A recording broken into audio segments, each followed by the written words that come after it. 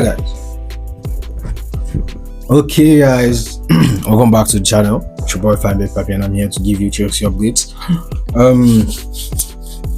Still on the whole war and stuff. Like, it's already messy at this period. I said I don't want it to get messy, but it's already messy. 2, 3, or 4 or more articles released on this whole concerning Chelsea issue. It's pressing. A whole lot of PR work. We saw the whole fake stadium bullshit that they said. We saw the whole fake stadium bullshit that fed us yesterday, which the bluff was called out immediately. Chelsea is going down a very downward spiral. You get me? A very downward spiral. I think these owners are running the club down to the ground. Genuinely, I think the owners are running the club down to the ground. So I have here almost a half an hour article here with me that I'm going to be reading out. Honestly, I found these articles, reading it out to you lots very boring, but I don't know if you enjoy it.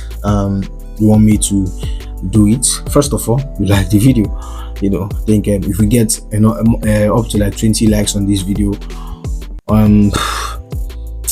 then I know like that's a signal like you guys like the article and I should keep doing it. But if I don't get up to it, then I think we might switch to a more brief versions, more summarized version. Just pick up the points instead of getting the whole stories. So everything like basically depends on you. But let's go on, because it's the pressure is on. So the article says the inside story of Chelsea civil war exclusive. Chelsea co-owners Eghbali and Todd Boehly has irreconcilable difference, with both parties seeking resolution before the year is out. Those on Boehly's side hope the direction of travel will become apparent within 60 days, believing sooner the matter is dealt with, the better it will be for the club. Eghbali represents Blues majority owner Clearlake, who owns 61.5% of the club, although the Iranian American billionaire owns personal stake is less than 2%.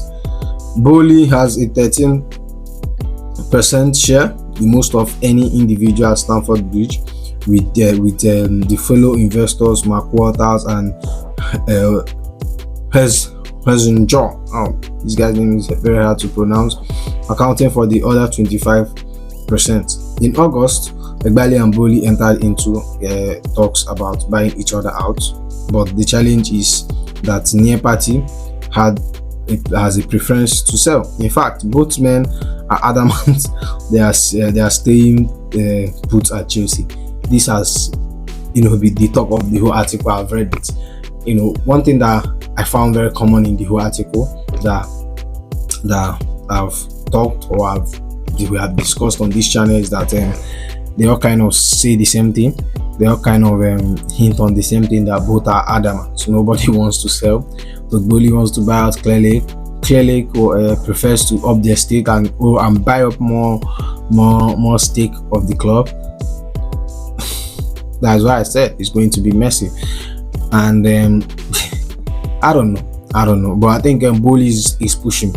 But let me tell you, from what I've read, let me tell you what is going to happen.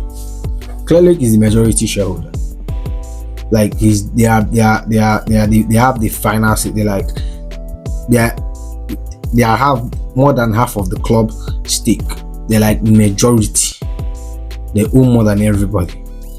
Now they are going to make most of the decisions, and I think I find it hard. From Todd Boehly, I think he's heading the remaining 40%, even though he owns 13 point something percent. He owns around 13% of the club. I think he heads his friends of what's their name again? Can't remember. I think he they all have his backing. Those ones are not really they're not really interested in much of the day-to-day activities at the club. But I think it's going to be hard for him to buy out Clearlake. It's going to be hard. I don't think there's a situation if it kind of forces them to sell. Well, less like, I think that's why there are a lot of PR work, there are a lot of articles, now to kind of put pressure on the fans. This is like to create like more of a mob attack, because a lot of people are gearing up more towards Todd Boehly. I think create a mob attack and like kind of the fans forcing Clearlake, making the decision and kind of forcing Clearlake, and I don't know how that helps any of them. But let's get back to the article. So Clearlake position is that they wish to either preserve the status quo or increase their stake. However, their 61.5% is made up of series of investors, and that will run Eghbali, and that's the way of Eghbali and his Clearlake co-owner Jose Feliciano to remain potentially own the 100% of the club. Maybe question should be a bit arrived that is too strong to turn down. However, Clearlake Chelsea fund is understood to be a discretion, that's like a discrete one, sorry. So therefore no legal requirement to hold the formal vote on whether to sell. Boehly's approach would go public with an offer, knowing Eghbali and Feliciano are still somewhat duty bound to present it to other investors, but as trustees of the fund they will still have the final say on any sale. Boehly has the means to raise the necessary funds and have also been approached by several silent investors willing to support his bid. Although there are provisions in placing Clearlake Boehly selling during the first 10 years, shifting shares between existing parties or adding new minority partners does not breach the original sales term. Chelsea was sold for 2.3 billion in May 2022, and it's understood that 2 years on, Boehly values the club significantly north of Forbes' current is 2.5 billion estimation, although not quite as high as the 4 billion some have suggested. This is one hell of a saga. I've never seen something like this in my life. I've never seen something like this. We're moving. So okay, let's continue. An offer above the club's enterprise value means Clearlake investors Eghbali and Feliciano will be presented with a choice to back the long-term Chelsea project or cash out now at a premium. And the discussion may take place as whether Eghbali and Feliciano's time is best served remaining at Chelsea, a time-consuming asset that would take 20 years to fully mature and will offer a low return during his lifetime. During this time frame, sorry. So Eghbali is incredibly attached to Chelsea project, and clearly investors would like to take some persuading to go against his recommendation not to sell if presented with the opportunity. Now let me explain in case you don't understand what's going on here. Clearlake has the majority shares, you get me, but Eghbali and Feliciano owns Clearlake. They owns Clearlake, but they still have some other investors who invested through them to buy the club, you get me. But they have the face of the Clearlake company, which is a company that is known for hedge funds, managing assets, buying properties, managing money, all this kind of stuff, the kind of buying properties and flipping them for profits, stuff like that, so they are a hedge fund group. So, and there are other investors. So Todd Boehly is I think he has a very good game plan. He wants to double them with offer, and then because him knowing that Eghbali and Felix Stefano doesn't have the final say, which they are still going to present the offers to other investors within the that invest within their 61%, and then Felix Stefano and Eghbali kind of have the final say, and they get to make a decision whether to accept the offer or not, and which I think Todd Boehly might have a chance. Contrary to what I said, I think Todd Boehly might have a chance, reading this and then understanding what happened. So let's just continue. So so Eghbali, okay. So Chelsea Clearlake sources insist the makeup of the Chelsea funds means Eghbali and Felix Stefano can't be overruled. Although there is assertions in challenged by those in Boehly's camp, Eghbali is currently singled out most influential person at the club, having led the hiring process for the new head coach Enzo Maresca, spearheaded another busy summer of transfer with that saw Chelsea sign 12 men's team players and spend over 200 million euros. Sorry. Although Boehly is Chelsea's chair, a title he will retain until 2027. Is he just chair? But he doesn't really have a say. He's just the chair, but he doesn't have a say. So should he stay? He has stepped out from the day-to-day running of the business. A move source says he has enabled Eghbali to strengthen his grip. Boehly will not entertain standing down as chair early. Boehly naturally more inclined to delegate and trust those with the sporting expertise to fulfill his vision. With those approach has worked well at the Los Angeles Dodgers, the LA Dodgers. Now, this is Boehly has a lot more edge over Clearlake, on papers. But the problem is that Clearlake has the majority funds. Todd Boehly, and that is why one of the reasons a lot of people have been rooting for him is that he turned the LA Dodgers, a team that wasn't really good. They are a baseball team, to one of the highest. I think they are the best in baseball currently, one of the best team in baseball. You get me? And then he has more sports, not really football, but like sports. He's more educated, or more learned in sports generally than Eghbali, which I think gives him an edge. And when we saw Todd Boehly bought when we heard that they were the ones that are going to buy Chelsea, we were kind of happy. That was the reference that was made back then. I don't know if you remember. There was a time they said that he purchased LA Dodgers and they are doing well, and that was kind of it gave us a little bit of hope that we are signing a very top manager. That we are getting a very top owner. What am I even saying? So let's continue. So Boehly is naturally more inclined. LA Dodgers chair Walters empower their department heads to lead with freedom.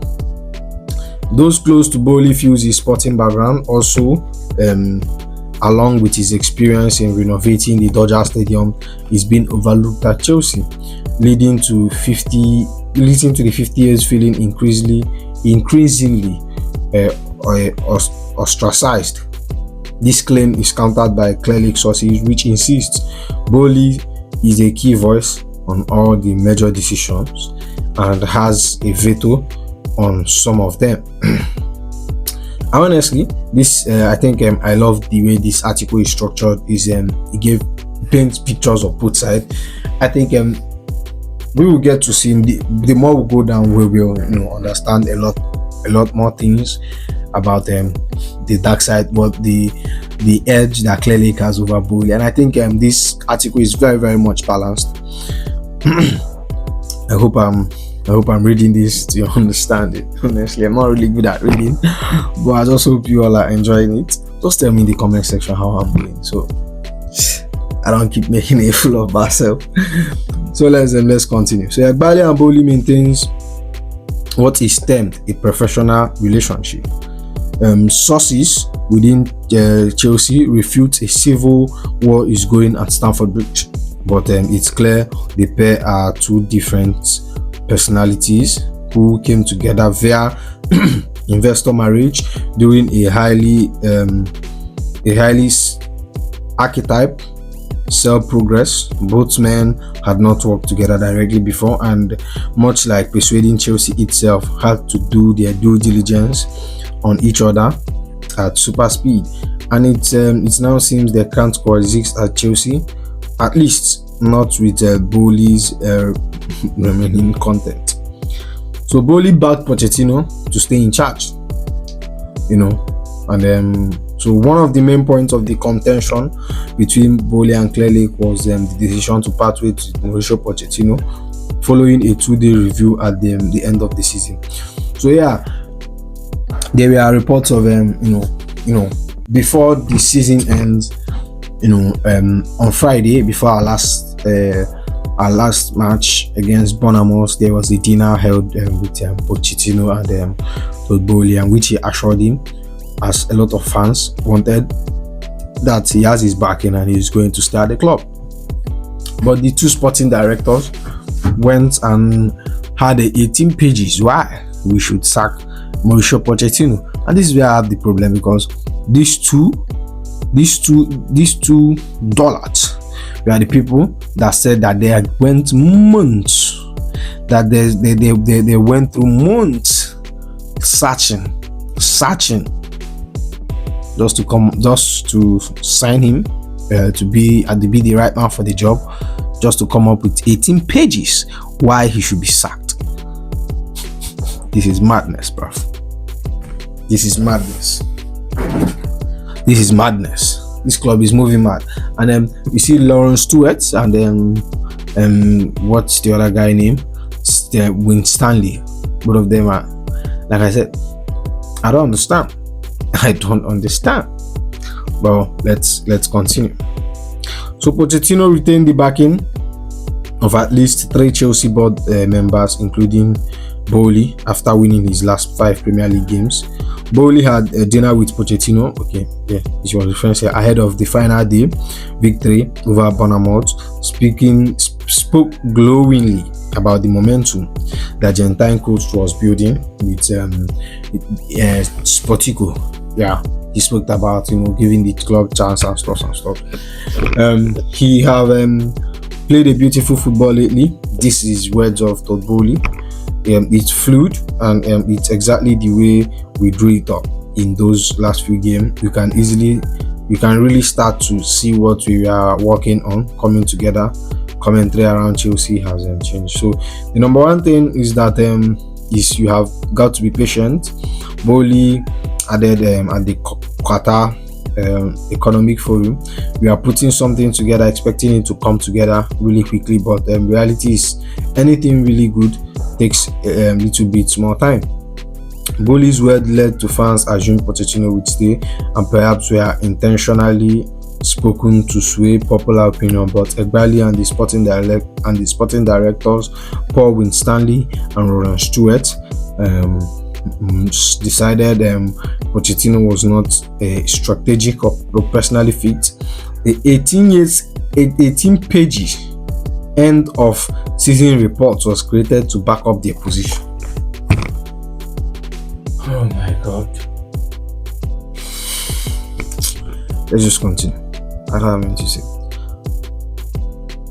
So multiple sources state Eghbali had doubts over Pochettino from day one, with Premier League win from day one, with 1 Premier League win in his last 5 matches, only fueling them further in just the end. Pochettino was judged on the full season, on not just the final game. The failure to get an Europa spot or better, win a trophy. counted against him, but it's fair to say Pochettino did not depart on results alone. His opposition to Chelsea new set-piece department, now run by Bernardo Carvalho, who is just one example of the 52 years old not being aligned with Eghbali or the sporting directors who all felt this was essential. And genuinely, I think I agree with them. We needed a set piece coach. We really needed it, and so far so good this season. We have seen, or we saw how having a set piece coach has kind of influenced our performance. Let's say Jackson's goal, free kick. We have seen Palmer take some free kicks, better free kicks than we have seen. He didn't convert it, but it was something better than we have seen last season. And the positioning during corner kicks and free kicks was better. And we already have like a goal in a set piece, and which I don't think we had last season.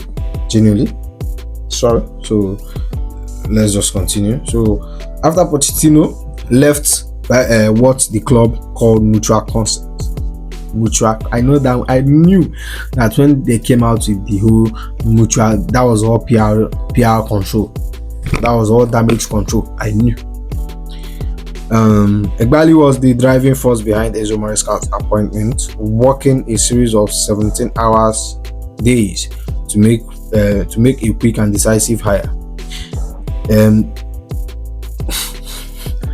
Oh my God! I just hope they don't come up with 18 pages again. I just hope they don't come up with 18 pages again. Genuinely. So a decisive hire. There is no suggestion anyone on Chelsea's board or leadership team has doubt over Maresca. But plenty at Cobham, including several senior players, firmly believe Pochettino would have succeeded had he been given the 2024-2025 season. I think I agree on that as well. So now we get into another area which they had of the article. So different view on clubs, on capital clubs recruitment. So Boehly and Eghbali also had different views on recruitment. Boehly preferred a model that has autonomy to either the two sporting director or a CEO of football, similar to Mike Edward at Friendsway Sports Group. Meanwhile, Eghbali prefers to take a day-to-day role with Stuart and Stanley reporting directly to him. There are some doubts on the Eghbali side as whether Eghbali carries enough. This is the funny part. Whether Eghbali carries enough. Whether Eghbali carries enough football knowledge to be a good pivotal figure at the recruitment setup. After only 2 years ago, he was pitching tactics to Thomas. He was pitching tactics to Thomas Tuchel using a novel of 4-4-3 formation. This was well publicized incident which the Boehly side denied they were also part of. It is emphatically dismissed by Clearlake as little more than human error. 4-4-3. Honestly, I think there were a lot of talk that it was Boehly that said that Thomas Tuchel. Oh my God, sorry. They say a lot of people say we thought it was Boehly that said Thomas Tuchel to play 4-4-3. I didn't know it was Eghbali. Eghbali has zero knowledge about football. Genuinely, he has zero knowledge about football. So but there are things Eghbali does I agree with. We'll still get to that. So Chelsea point blank denied it ever happened.